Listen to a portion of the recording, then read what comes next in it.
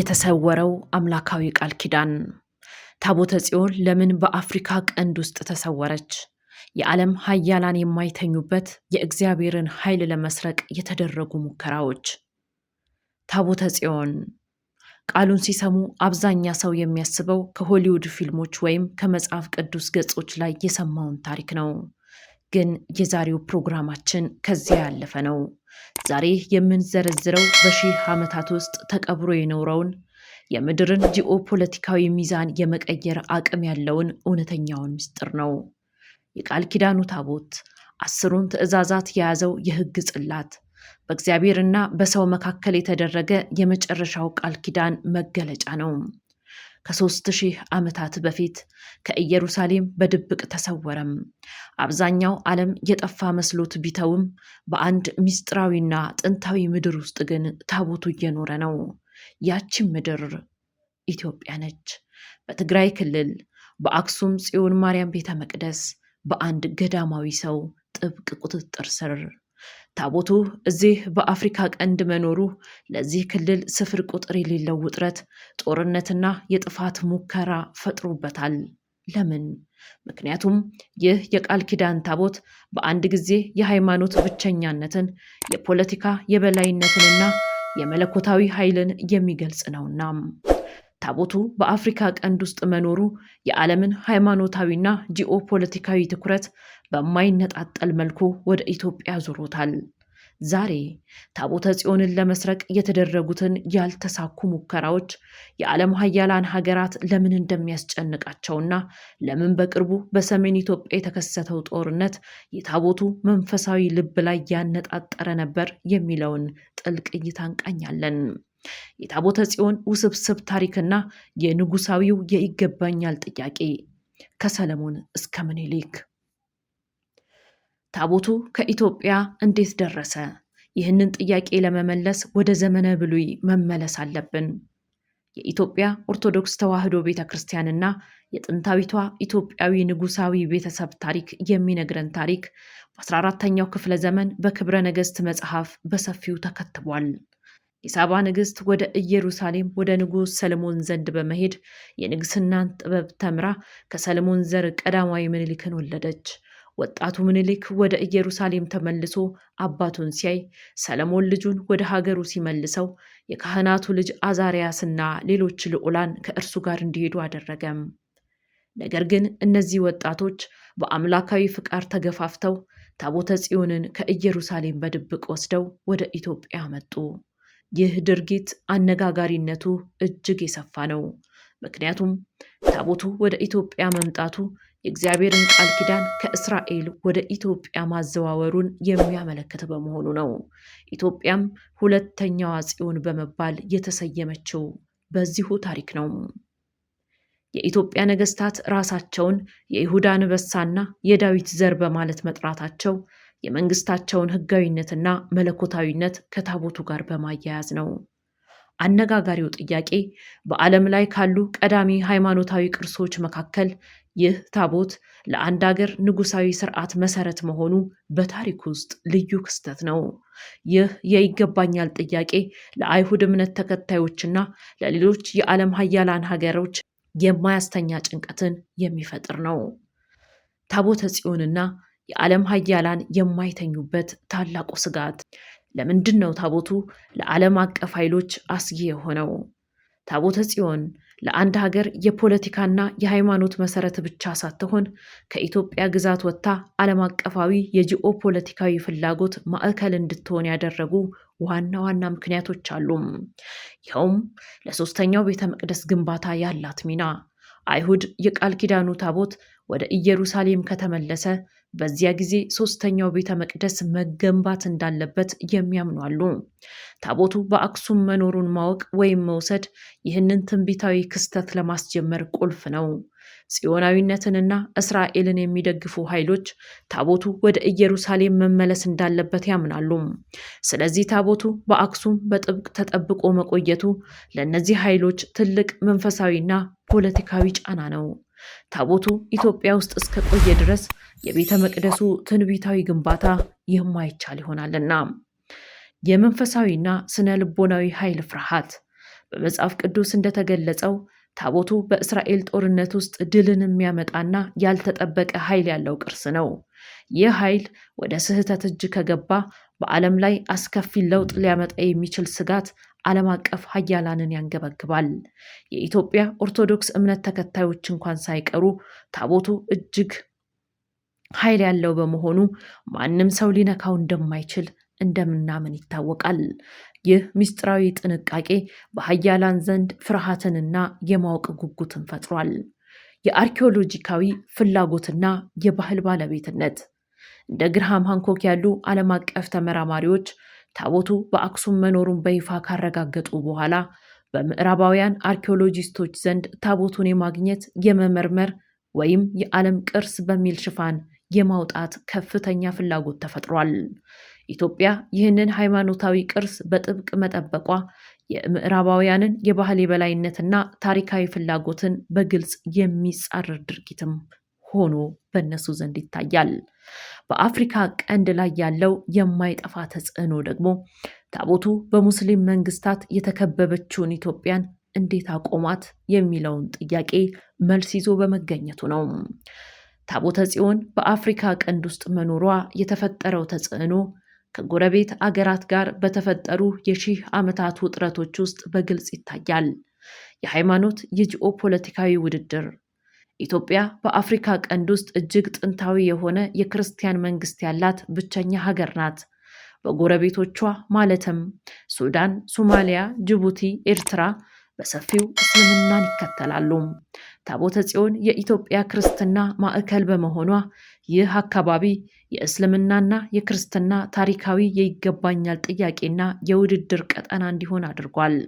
የኢትዮጵያ ክርስትና የታሪክ ቀዳሚነት የጎረቤት ሀገራት ምላሽ እንዲሰጡና ውጥረትን እንዲያባብሱ ምክንያት ሆኗል።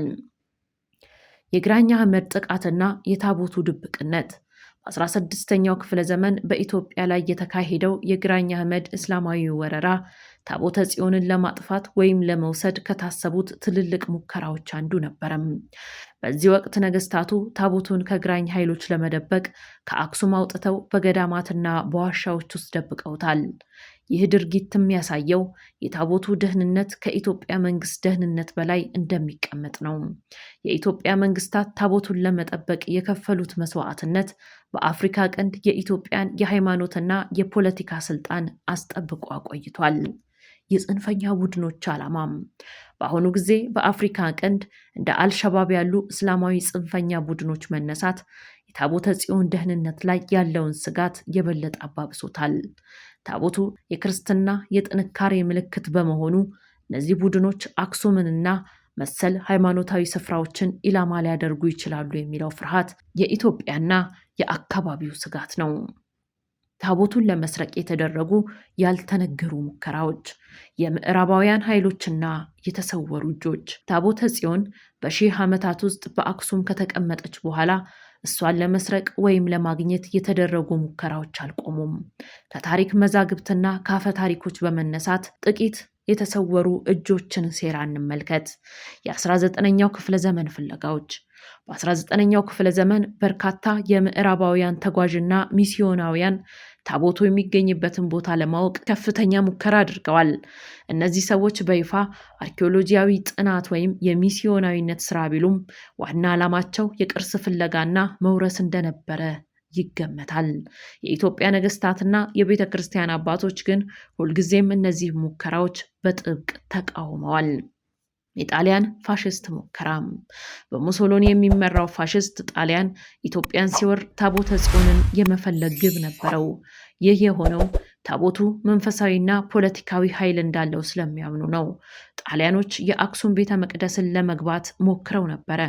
ነገር ግን በገዳሙ የጥበቃ ካህናትና በወቅቱ በነበሩ የአገር ወዳጆች ህዝቦች ከፍተኛ ተቃውሞና ተጋድሎ ገጥሟቸዋል። የታቦቱ ደህንነትን ለማረጋገጥ ካህናቱ ከቅርሱ ጋር ለመሞት ዝግጁ ነበሩ። ታሪክ እንደሚለው ታቦቱ በዚህ ወቅትም ከከተማ ወጥቶ ተደብቆ ነበረ።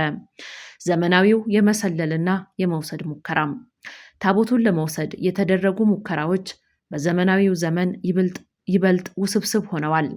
የዓለም አቀፍ ምስጢራዊ ድርጅቶችና ሀብታም ስብስቦች ታቦቱን ለማግኘት በድብቅ ሰዎችን ልከው ሊሆን ይችላል የሚሉ ሐሳቦች አሉ። በአካባቢው ያሉ የፖለቲካ አለመረጋጋት፣ ለምሳሌ በቅርቡ በሰሜን ኢትዮጵያ የተከሰተው ጦርነት፣ እነዚህ የተሰወሩ ኃይሎች የአካባቢውን ውዥንብር ተጠቅመው ታቦቱን ለመውሰድ የሚሞክሩበት እድል ከፍተኛ ነው። ኢትዮጵያ ኦርቶዶክስ ተዋሕዶ ቤተክርስቲያን ታቦቱን ለመጠበቅ ያላትን ጥብቅ ደንብ አንድ ጠባቂ ካህን ብቻ ታቦቱን ማየትና መንካት ይችላል የሚለው ያስቀመጠችው ከእንደዚህ አይነቱ ዓለም አቀፍ ስጋትም ጭምር ለመከላከል ነው። የአክሱም የማይነካው ጥበቃና የመንፈሳዊው ጋሻ ታቦተ ጽዮን ለመሆኑ ለምን ሊሰረቅ አይችልም? በዚህ ሁሉ ታሪክ ውስጥ ታቦተ ጽዮን በአክሱም መቆየቷ የኢትዮጵያን መንፈሳዊ ጥንካሬና ልዩነት ያሳያል። ታቦቱን ለመስረቅ የተደረጉት ሙከራዎች ሁሉ ያልተሳኩት በአካል ጥበቃ ብቻ አይደለም፣ የመለኮታዊ ቃል ኪዳን ጥበቃ። የኢትዮጵያ ኦርቶዶክስ ተዋሕዶ ቤተክርስቲያን ታቦቱ በሰው ኃይል ብቻ ሳይሆን በመለኮታዊ ኃይል እንደሚጠበቅም ጭምር ታምናለች። ታሪኮችም እንደሚናገሩት ታቦቱን ለመንካት ወይም ለመስረቅ የሞከሩ ሁሉ በድንገት ያልተለመደ ሞት ሞተዋል። ይህም በሰርጎ ገቦችና ሌቦች ዘንድ የጥንቃቄ ፍርሃት እንዲፈጠር አድርጓል። የጥበቃው ካህን የማይቋረጥ ተጋድሎ። የታቦተ ጽዮን ጠባቂ ካህን በዓለም ላይ ካሉ እጅግ ልዩ ከሆኑ ሰዎች አንዱ ነው። እርሱ ብቻ ነው ታቦቱን ማየትና መንካት የሚችለው። ይህ ካህን በሕይወት ዘመን የሚኖረው በአክሱም ቤተ መቅደስ ውስጥ ሲሆን እስከ ዕለተ ሞቱ ድረስ ታቦቱን ይጠብቃል። ሞቱ ሲቃረብ ደግሞ አዲስ ጠባቂ ካህን ይሰየማል። ይህ የማይቋረጥ የጥበቃ ሰንሰለት ታቦቱን ለመስረቅ ወይም ለመውሰድ የሚደረጉ ማንኛቸውንም ሙከራዎች ወዲያውኑ እንዲከሽፉ ያደርጋል። ታቦተ ጽዮን ከኢትዮጵያዊነት መንፈስ ጋር የተሳሰረች በመሆኗ በኢትዮጵያ ሕዝብና ቤተ ክርስቲያን ላይ የሚሰነዘር ማንኛውም ጥቃት እንደ ብሔራዊ ክህደት ይቆጠራል። ታቦቱን ለመጠበቅ ሲባል በሰሜን ኢትዮጵያ የተደረገው ትግል በዚሁ መንፈስ የተቃኘ ነው። ይህ መንፈሳዊ ጋሻ ታቦቱ ከሰው ቁጥጥር ውጭ የሆነና በአገሪቱ ውስጥ መቆየቱ እስካሁን ኢትዮጵያን አቆይቷል። ታቦተ ጽዮን የዓለምን ሃይማኖታዊና ፖለቲካዊ ካርታ ሊያናጋ የሚችል የኃይል ምንጭ በአፍሪካ ቀንድ ውስጥ በሚስጥር ተጠብቃለች። ይህ የቃል ኪዳን ታቦት ለሀያላን ሀገራት የፖለቲካ ፍላጎት፣ ለጽንፈኛ ቡድኖች የጥቃት ኢላማና ለኢትዮጵያ ሕዝብ ደግሞ የህልውና ማረጋገጫ ነው። የሰሜን ኢትዮጵያ ጦርነትን ጨምሮ በሀገሪቱ ላይ የሚነሱ ግጭቶች ሁሉ የዚህን ታላቅ መንፈሳዊ ልብ ለመንካት የሚደረጉ የድብቅ ሙከራዎች መገለጫ ናቸው። ታቦቱ በአክሱም መቆየቱ ኢትዮጵያ በዓለም የሃይማኖት ጉዳይ ላይ ያላትን ልዩ ቦታ የሚያረጋግጥ ነው። አሁን ዋናው ጥያቄ የዓለም ሀያላን ሀገራት አይሁድ ለሶስተኛ ቤተ መቅደስ ግንባታ ያላቸው ፍላጎትና የጽንፈኛ ቡድኖች ስጋት፣ ይህ ሁሉ ጫና ታቦቱን በአክሱም ለዘለቄታ እንዲቆይ ሊፈቅድለት ይችላል ወይስ አዲስ የተደራጁና ስውር የሆኑ ኃይሎች በድጋሚ የመስረቅ ሙከራ ሊያደርጉ ይችላሉ? ይህ ጥያቄ በእርግጥ ለኢትዮጵያ ኦርቶዶክስ ተዋሕዶ አማኞች ምላሹ ቀላል ነው። ምክንያቱም ታቦተ ጽዮን ከእግዚአብሔር ፍቃድ ውጪ የማይንቀሳቀስ በመለኮታዊ ኃይል የሚጠበቅ እንደሆነ ያምናሉና። የውጭ ሰዎች ወይም ደግሞ ከኢትዮጵያ ኦርቶዶክስ ተዋሕዶ ቤተክርስቲያን ውጪ ያሉ ሰዎች ግን ይህንን መንፈሳዊ ምስጢር በቅጡ ስለማይረዱት እውነትም ታቦተ ጽዮንን በምድራዊ ኃይል ዘመን ባመጣው ቴክኖሎጂ፣ ዘመን ባመጣው መሳሪያ በመጠቀም ከኢትዮጵያ መስረቅ እንደሚቻል ያምናሉና በተለያየ ጊዜ ልዩ ሙከራ ያደርጋሉ። ይህ የማይቀር ሙከራ ነው። እናንተስ ምን ታስባላችሁ? ታቦተ ጽዮን በአፍሪካ ቀንድ መቆየቷ የኢትዮጵያን አቋም አጠንክሮ ስለማቆየቱ ምን ሐሳብ አላችሁ? ሰፋ ያለ አስተያየታችሁን ከታች ባለው ኮመንት ቦታ ላይ አስቀምጡልን። እንኳን ለኅዳር ጽዮን በዓል በሰላም አደረሳችሁ። በሌላ መርሃ ግብር ደግመን እስከምንገናኝ በቸር ቆዩን።